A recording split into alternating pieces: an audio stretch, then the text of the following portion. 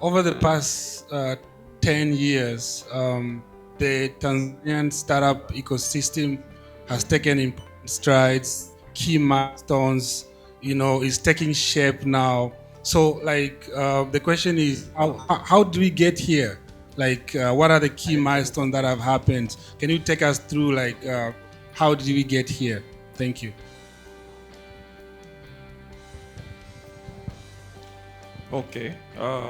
Thank you, Haji, for your nice question. Um, yes, first I want to, before I answer your question, to commend Sarah Ventures and the whole team behind Sarah Sparks. Um, 10 years is such a long time. And we've seen in this ecosystem a lot of events come and go. So to be this consistent takes so much courage and so much for hard work. It has reached a point.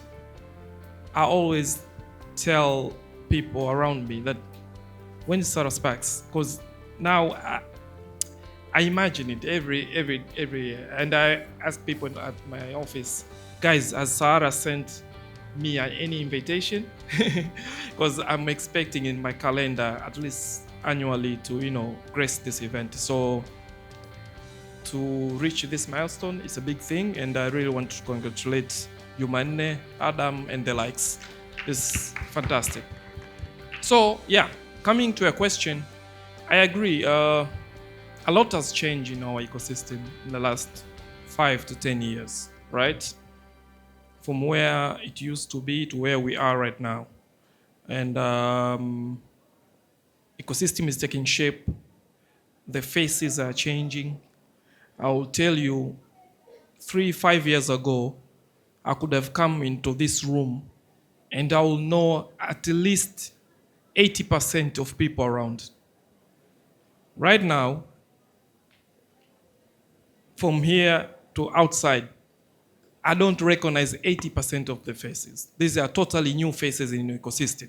So that tells you that the ecosystem is growing. It's getting serious. New people are coming from different backgrounds. In the past, we didn't have that. So it's true that we are seeing these changes in our ecosystem, and it's for the better. But what really pushed these changes? I think there's a lot of things, but let me just stick to two things which I think have been the most impactful in our ecosystem in the last few years. First thing first, as an ecosystem, we've managed to craft identity. It's human nature. You just can't interact with a person freely. The first thing you do is identity. Who are you? What's your name? Right? What do you do? This is identity. That is almost universal language. And in the past years, I felt like our ecosystem lacked the identity. It was a clear confusion. Like, what startup? Everybody came with their own definition. What startup is? Who are the startups? Right? Some people thought, and this happened often even with the government. We were being mixed as just normal SME. To them, startup is anybody who's starting. Even the machinga outside there is a startup. Even the corner shop, mangi shop, is a startup. A mama mkanga miogo is a startup. So we didn't have an identity. So as they say, I know we took a lot of fights with the government and other stakeholders to clearly structure and nurture our identity, who we are and what we do, right? So I think creating identity has really helped in people, in the government and the other stakeholders to clearly say these are startups, they have their needs are different, they are unique, and we need to attend to their needs based on who they are. Ecosystem to get here, today we have an MB coming here, we have other corporates coming into ecosystem. They have to trust this thing. They have to see this is credible thing, right? So two things. First, you meet somebody. What's the identity? This person's name is Felista. So who's Felista? Felista works for Zahoro Ventures. What Felista does, A, B, C, D. Then, after I've established that, is this person trustworthy? Is this thing credible? So, I think these two things has been the most impactful because everything else has been built on top of that. The reason today startups, I'm aware that NMB is through TSA they're about to sign up partnership with more than 5, 6, 7 startups. The only reason that can happen is because now NMB think, okay, we know who these guys are and they're trustworthy. For us to partner with them, for us to lend our brand, our name to them. So that's credibility. Jumane mentioned that we had a meeting with the President Samir. We even traveled there to South Korea to get to that plane. There's no way you're getting into that plane with same plane with the president if people don't know who you are and they don't trust you.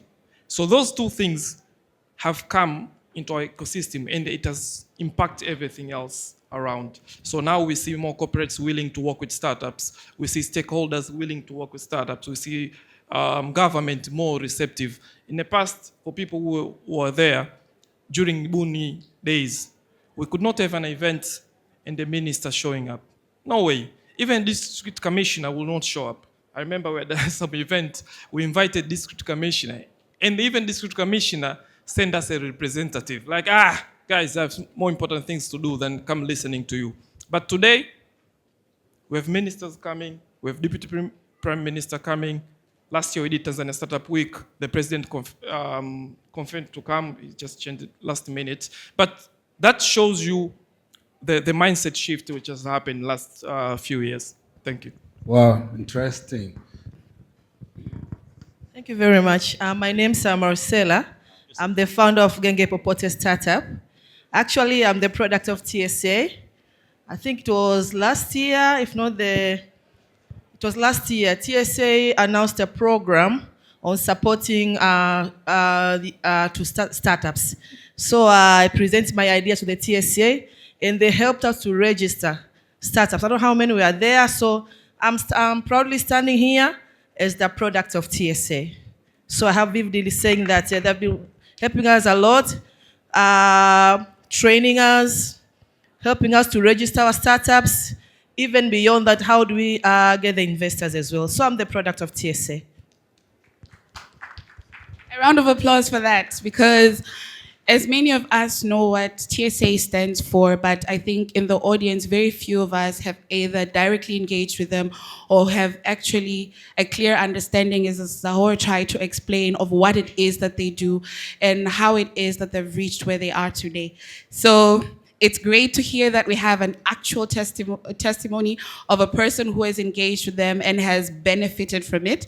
What I would encourage for more startups to do is to engage with such organizations. Basically, they're an advocate for your growth, for your scalability, and ensuring kwamba unafika malengo yako.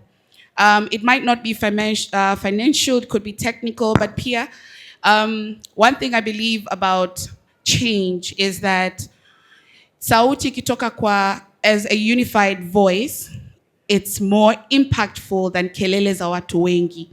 If everybody's coming in from a different direction shouting, and if one person comes as a collective, not one person, as if all of you speak as a collective, then it's easier for change to happen. Thank you very much, Zahoro, for that. Thank you. Thank you very much, Flora. So we are from Mr. Zahoro. Now let's get to the Zanzibar Startup Association. So while we were outside, someone actually was excited knowing that you're here. Most startups, I think they are excited, especially those that wants to, expand to the Zanzibar part. So tell us, over the years, we've heard Zahoro say that we've created the identity of what a startup is, the kind of business that we are doing. How has Zanzibar evolved differently from the mainland? So my name is Ikram Soraga, and I'm from Zanzibar, the CEO of Zanzibar Startup Association. Our work is quite similar to what Zahoro is doing here. in the mainland. As we all know, that Zanzibar is semi-autonomous. We have our own government, and we have to advocate for our own regulations and policies. So that was why, first of all, we had to create Zanzibar Startup Association, have our own identity. But looking at Zanzibar, Zanzibar is a little bit unique in terms of its history. It's always been a hub for businesses in the past, trade with the Arabs, but the way Zanzibar works is a little bit different. So we've seen that there is that need to be there and to advocate for that. But for us, when we're looking at startups and innovation, I think a major focus has been on the digital side of things. But our experience is a little bit different. We've seen more startups, or we've seen more innovation in the agri sector, and we're trying to build Zanzibar, to make Zanzibar a little bit much more unique. The idea is not to compete, especially if our neighbor is Dar es Salaam. The ecosystem is quite big, but to see what can Zanzibar offer that might be a little bit different, especially in the tourism sector, and we're looking for startups in the to come in with into the tourism sector, but also for us in Zanzibar in the past 5 years with the Honorable Dr. Mwinyi, there's been a huge push within the blue economy as well. And there's a lot of opportunity within the blue economy as well. So there's a lot of opportunity for the youth to be innovative and come up with ideas within that blue economy and see how we can push in those areas. So we're trying to focus the startups more, or we're trying to advocate more for them to go into those areas. And we're trying to show that when we're talking about innovation, it does not necessarily have to be digital. You could be innovative in so many ways, and you could be a startup in so many sectors. So that's what we've been trying to push. I don't know if that answers your question. Thank you very much. Okay, so Cindy, over to you. How can the CSOs, catalyze innovations and ensure that the outcomes of the innovations benefits the societies at large? All right, thank you very much, Haji. Now, how has civil society catalyzed? So, as he said, civil society has been often overlooked, but it has been a catalyst in innovation. For instance, if we think about being the de-risker, recently we had Kifunza app powered by Twaweza, which basically supported paying teachers for their performance so that they can increase literacy. That is something that no private sector person will give you money to test, but you get funding from philanthropic organizations and from development partners to test those things as a civil society organization. So one, it was able to test and de-risk such an innovation, but also because of testing and getting those results, it was able to get more funding from Vodacom and also share some policy learnings with the ministry. I think also civil society is great as a sustainability anchor. We work in the communities, we are in the grassroots. So when innovations come in and we take over or we support, it stays within the community. And we've seen this a lot with clean tech startups and renewable energy startups that has happened a whole lot. And of course, policy advocacy. One thing we're good at as civil society is advocating for change, advocating for better startup. I mean, you're already doing that, advocating for better environment for startups, advocating for digital inclusion, accessibility, and such. So in a nutshell, there's much more I could share, but yeah. All right, thank you so much for that insights. Flora, where are you? Oh, you're there. I'm here migrating to make sure we cover the whole audience. So with the foundation of civil society is basically with NGOs and the wider scope of civil societies. Swali langu kwenu ni startups wangapi wamefanya kazi na NGOs, and nataka kujua experience yenu. What has it been like working with NGOs, either as implementing partners or partners at the grassroots who are helping you to reach your targets and your goals and accomplish your missions and visions? How many of you are working with NGOs in any capacity? Any takers? Thank you. I'm having a lot of ladies today. My name is Heavenlight Enos Patrick. I'm a student, volunteer, and part-time employee at an NGO called African Child Project.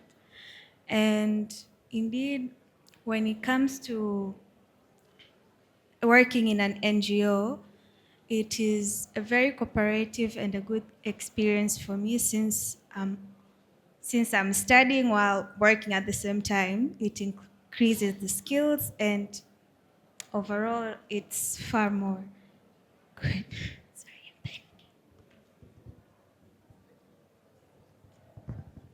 A round of applause for her. Just to help her and to ask you, Cindy, so then what are the challenges that you feel are most pressing and innovation and technology companies or founders should prioritize in addressing? So solving Tanzania's development challenges at a country level is a lot of work. But if you think about it from a local level, from local government level, then it's you're piloting and solving for that, and then scaling, and then soon enough you have solved for the whole country. Now, for that to happen, we have to be able to listen to the people on the ground, the citizens on the ground. And that current structure is there through local government, but how can technology enhance that? How can an MP know what troubles the citizen on the ground every day while it happens? So I think that's one thing, because then if we're able to solve for that, then development, we can solve for health, we can solve for education, we can solve for any kind of issue. Yeah. Thank you. That is an amazing opportunity for the startup founders who are in here. And I would like to thank you for that. Hadi, nice. Thank you very much, Flora. Now let's get to the development partner, Mr. Joseph Manirakiza. You tell us how has development partners shaped the innovation growth here in Tanzania with the work that you're doing? What are the works that you are doing that has shaped the innovation here in Tanzania? Yeah, thanks a lot. I'm Joseph Manirakiza. I'm leading the Fungo Innovation Program. This is a UNDP-run initiative, but backed by development partners, as you call them. Many we are lucky to be supported by European Union, Finland, and UK government, which is not common to actually have the partners work together to put resources in one initiative. So that's something which is actually shaping up a little bit. But what's also more unique about it is development partners who are traditionally known as donors actually putting money to support private entities, which are startups. So that's a phenomenon which kind of developing over time. So I think from what we've been hearing from other speakers who came up on stage, because we are celebrating 10 years of Sahara Sparks, so we've basically been hearing about how different types of stakeholders have basically contributed towards building the Tanzania innovation ecosystem or startup innovation ecosystem in general. I think Jumane did a very good job like narrating throughout since 2013, talking about the license of Buni Hub at Costec, which started with the funding from Finland, the Tanzania program that's established the Buni Innovation Hub. That was the first one. And the good work that actually did in catalyzing the innovation labs within the country. I think we know the ascent of the likes of Iringa, Living Labs and all that. So it started back then and with the support of course, definitely the community itself, but development partners basically coming in to contribute. And of course, that was followed by Human Development Innovation Fund that I was lucky to be part of, which was also funded by UK Aid then. And part of what I was doing was basically building the broader innovation ecosystem on top of what the main work was, to fund innovation through providing category grant to mostly NGOs that were doing development but differently. So that's what they were trying to test out. So that evolved because it was a long-running program for over 7 years, and established quite a number of initiatives, including Innovation Week Tanzania, which is still running at the moment, which has now kind of brought together a number of stakeholders, but also trying to support even the emergence of many innovation hubs that are mainly supported by COSTECH, but with contribution of different partners, which at the moment, I think we, as Zahora said, we can actually see how this ecosystem has grown. So basically, what development partners have been doing, and actually what they're supposed to be doing, basically, it's to provide that kind of catalytic support where they see that there is potential, but which cannot be funded by, let's say, profit-seeking entities. So it's just coming in to say, okay, how can we support this so it can actually be able to grow and contribute to more development impact? And that's actually the whole principle that the Fungo Innovation Program was actually built on. It's basically coming in ecosystem, support the different partners, working with, in collaboration with different partners to see how we can catalyze progress. And we usually focus on impact-driven startups, providing catalytic funding, technical assistance, but also trying to connect to different providers of additional financing so they can be able to grow and create jobs. So that's the main thing we're doing. But doing so, we have also worked with other entities. Enterprise support organizations do great job because startup cannot thrive on their own. But at the same time, you also need policymakers, other private sector players. So when you want to contribute to enabling environment for the broader innovation ecosystem, you have to work alongside all those. So we find ourselves in the middle, working with almost everyone. When ZSA is trying to push Zanzibar startup policy, is like, okay, how can we support? Whether it's in terms of resources, collaboration, discussions.